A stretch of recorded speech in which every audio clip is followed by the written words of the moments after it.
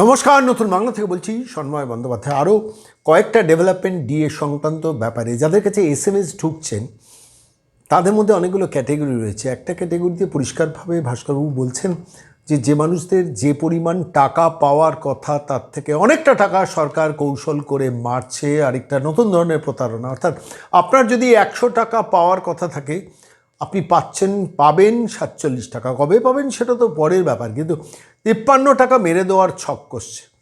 সরাসরি ভাস্করবাবুর সঙ্গে আমি কথা বলেছিলাম, আপনারা শুনবেন তার সঙ্গে যে কথোপকথন সেটা আপনাদের শোনাবো। যে 53%, অর্থাৎ আপনার 100 টাকার মধ্যে 53% দেবে না সরকার।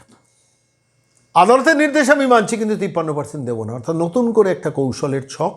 এবং সেটা নিয়েও ভাস্করবাবুরা সরাসরি সংগ্রামী যৌথ মঞ্চের পক্ষ থেকে সিনিয়র অ্যাডভোকেট, আন্তর্জাতিক খ্যাতিসম্পন্ন আইনজীবী গোপাল সুব্রমণিয়ামের সঙ্গে তারা ইতিমধ্যেই বৈঠক করেছেন এবং সরাসরি এটা আদালতকে জানাচ্ছেন। অর্থাৎ আপনার হকের টাকা যেমন মারার জন্য কত কোটি টাকা খরচা করলো আদালতে আইনজীবীদের পেছনে এই সরকার গত 10 বছর ধরে, তারপর আবার যে টাকাটা এখন দেবে বলছে সরকারের মুখ পড়ার পর আদালতের নির্দেশ মোতাবেক, সেখানেও টাকা মারছেন।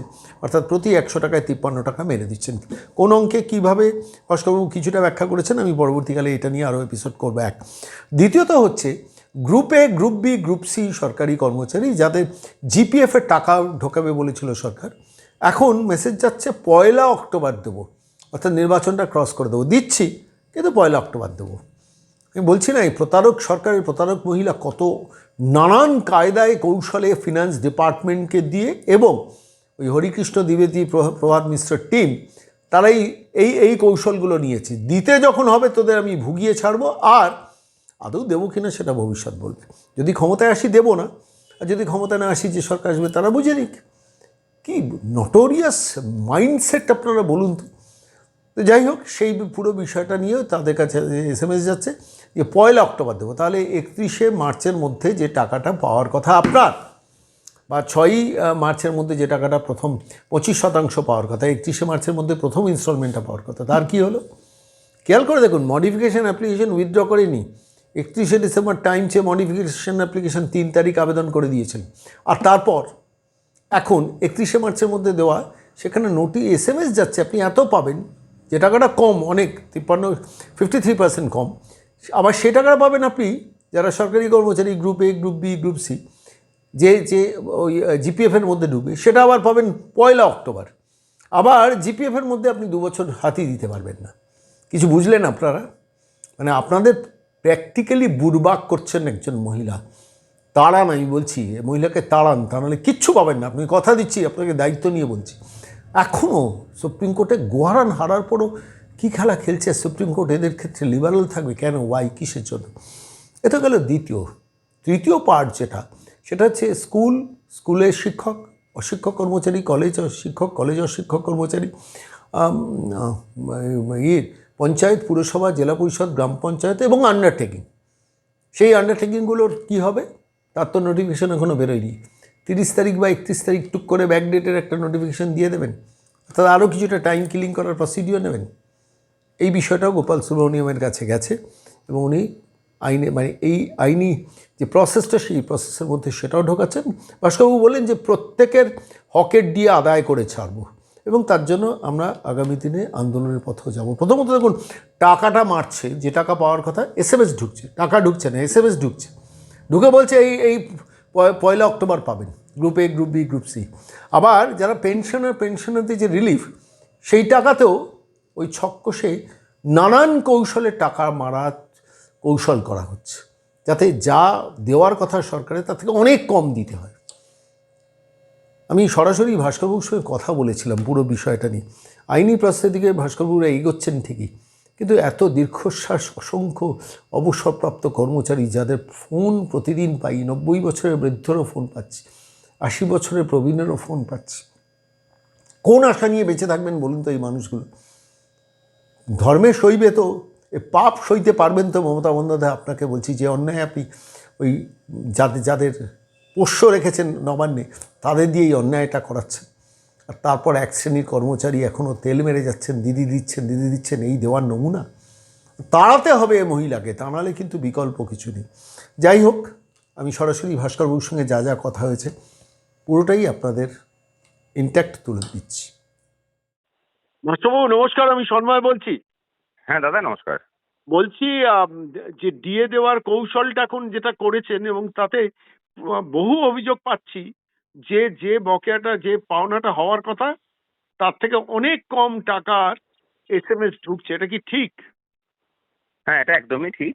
আহ, আহ, মানে এই জালিয়াতিটা আসলে না মানে পাক্কা জালিয়াত ছাড়া এটা কারোর পক্ষে করা সম্ভব নয়। হুম হুম আমরা যে কথাটা বলে থাকি যে এটা তো সরকার নয়, হুম এটা হচ্ছে মানে 420 কোম্পানির একটা আর কি, হুম মানে প্রতিষ্ঠান, পারিবারিক প্রতিষ্ঠান। হুম এই যে ডিএ নিয়ে ক্যালকুলেশনের যে জাগলিংটা করেছে সেটা হচ্ছে তারই বহিঃপ্রকাশ। হুম হুম সুপ্রিম কোর্ট বলেছিল যে এআইসিপিআই মেনে দিতে হবে এবং সেটা 1/1/2006 যা ছিল সেই হিসেব ধরে করতে হবে। এরা সেটাকে সেই হিসেবটাকে 1/4/2008 ধরে করেছে, যার ফলে 25% ওখানেই কেটে গেছে। হুম এরপরে সেটাকে আবার বছরে 2 কিস্তি হওয়ার কথা সেটাকে 1 কিস্তি দিয়েছে। ধরুন আমি কথার জন্য বলছি যে আহ, 1 জুলাই 2009 হয়তো এআইসিপিআই মেনে 4% দেওয়া হয়েছিল। হুম হুম এরা সেটাকে ওই 1 জুলাই 2009 না দিয়ে সেটাকে হিসেবটা করছে। এরপরে ধরুন 1/1/2009 আবার সেটাকে 3% দেওয়া হয়েছে। হুম হুম এরা 1/1/2010 গিয়ে সেটাকে 7% দিল। হুম হুম হুম হুম এই জুলাই থেকে যেটা যে 4%টা 6 মাসের জন্য কন্টিনিউ হওয়ার কথা ছিল সেটাকে পুরো মেরে দিল। হুম এইভাবে ওরা বিষয়টাকে সাজিয়েছে। তার ফলে হয়েছে কি, কোনো মানুষের যা মানে প্রাপ্য হওয়ার ছিল আর কি, যা যতটা পাওয়ার কথা ছিল প্রায় 47% তার থেকে মাইনাস হয়েছে।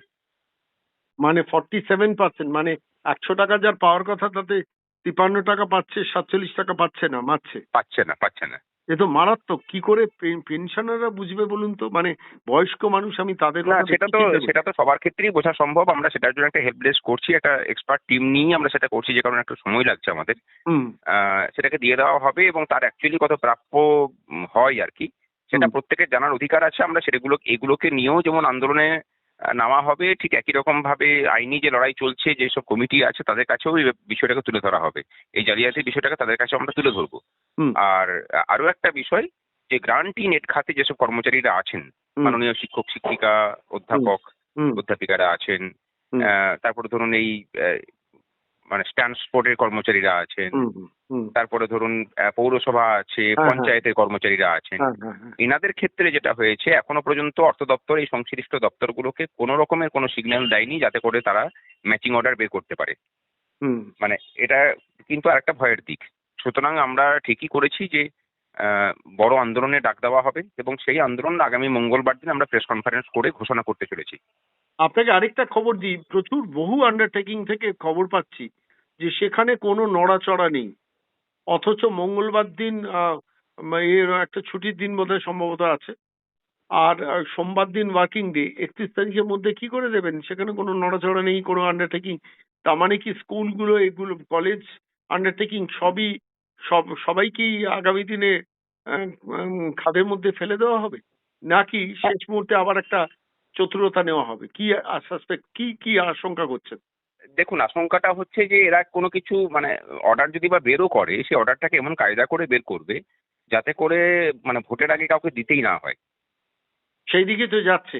আচ্ছা, যে সেদিকে যাচ্ছে এটাকে আমরা আটকাবো। মানে যেভাবে তাকে মাথা নত করিয়েছি, হ্যাঁ সবার জন্যই বিষয়টাকে যাতে ইমপ্লিমেন্ট করতে সরকার বাধ্য হয় তার ব্যবস্থা করা হচ্ছে।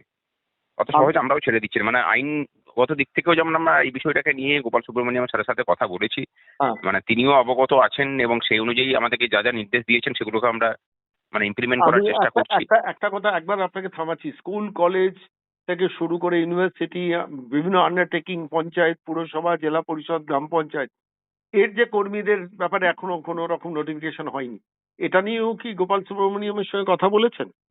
হ্যাঁ, কথা হয়েছে বাহ। হয়েছে এবং তিনিও যে কথাটা আমরা বলছিলাম তিনিও সে কথাটাই বলেছেন যে যে অর্ডারটা কিন্তু সকলের জন্য হয়েছে, মানে employees of the state of West বেঙ্গলের জন্য হয়েছে। সুতরাং আপনারা কি এটা নিয়ে কোর্টে মুভ করছেন?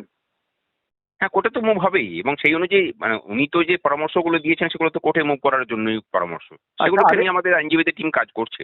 আচ্ছা, আরেকটা প্রশ্ন আপনার কাছে, সেটা হচ্ছে যে এই সবার ফোনে মেসেজ ঢুকছে। ফোনে মেসেজ ঢোকা মানে কি টাকা ঢোকা? না।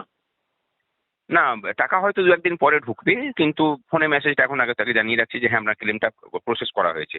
আরেকটা বিষয় হলো, গ্রুপ এ বি সি এই স্তরের যারা কর্মচারী আছেন তাদের তাদের ক্ষেত্রে, জিপিএফ। হ্যাঁ, যেটা পিএফ এ দেওয়া হবে, জিপিএফ এ দেওয়া হবে, সেখানে লেখা হচ্ছে যে আপনার অ্যাকাউন্টে এই প্রথম কিস্তির টাকাটা যেটা 31শে মার্চের মধ্যে ঢোকার কথা, সেটা দেওয়া হবে 1লা অক্টোবর 2026-এ। 1 অক্টোবর 2026, গ্রুপ এ, গ্রুপ হ্যাঁ, বি, গ্রুপ সি। তার হ্যাঁ, মানে তো ব্যাপারটা দাঁড়ালো ওই মডিফিকেশন অ্যাপ্লিকেশনে 31শে ডিসেম্বর পর্যন্ত যে সময় চেয়েছে তার ছক। হ্যাঁ, সেই ছকেই এগোচ্ছে আর কি। তারপরে আরো 2 বছর আপনি তার মধ্যে ঢুকতেই পারবেন না জিপিএফ এর মধ্যে। 2 বছর তার মধ্যে ঢুকতেও পারা যাবে না, সেই ব্যালেন্সটা শো করবে না। মানে চারদিক থেকে যাতাকল, মানে প্রতারণার আরো বৃহত্তর হ্যাঁ, মানে কৌশল। দেখুন, সেই কারণেই আমরা বলছি যে সমস্ত স্তরের কর্মচারীকে ঐক্যবদ্ধ হয়ে এদেরকে নির্বাচনে পরাস্ত করতে না পারলে পরে আমাদের নিজেদের ভবিষ্যৎ অস্তিত্ব বলে কিছু থাকবে না। যারা ভাবছেন যে কাটমানি নিয়ে আমার ডিএর ক্ষতিটাকে আমরা পুষিয়ে নেবো, তাদেরকে বলি যে এই জায়গা থেকে বেরিয়ে আসতে না পারলে কালকের দিনে ধরুন যদি রাজ্যটাতে এমন করে কিছু হয় যে হ্যাঁ মানুষ চেঞ্জ করে দিল, হুম হুম আপনি অধিকারটা পেলেন না, আপনার কাটমানির দোকানদানি বন্ধ হয়ে গেল, হুম তখন কি করবেন? হুম হুম। মানে তা- এই কাটমানিখোর কর্মচারী সমাজের উদ্দেশ্যে আমার বক্তব্য আর কি। আমি কি তাহলে দর্শকদের এই অ্যাসিওরেন্সটা দিতে পারবো যে সংগ্রামী যৌথ মঞ্চ ইমিডিয়েটলি, কারণ আমি যখন আপনার সঙ্গে এই রাত্রিবেলা কথা বলছি তখন আপনি মানে এতে নির্বাচন কমিশনের দপ্তর থেকে বেরিয়ে সরাসরি হাঁটতে হাঁটতে আপনার আইনজীবীর কাছে যাচ্ছেন এই রাত্রিবেলা। হুম, তো হুম।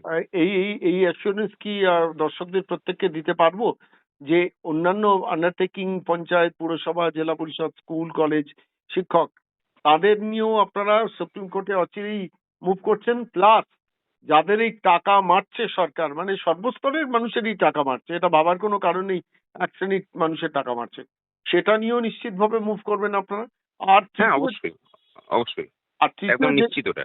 আর তৃতীয় যে পয়েন্টটা আমার কাছে খুব ইম্পর্টেন্ট মনে হয়েছে, যে মডিফিকেশন অ্যাপ্লিকেশন করে মেসেজ দিচ্ছে যে অক্টোবর মাসে আপনাদের টাকা ঢুকবে।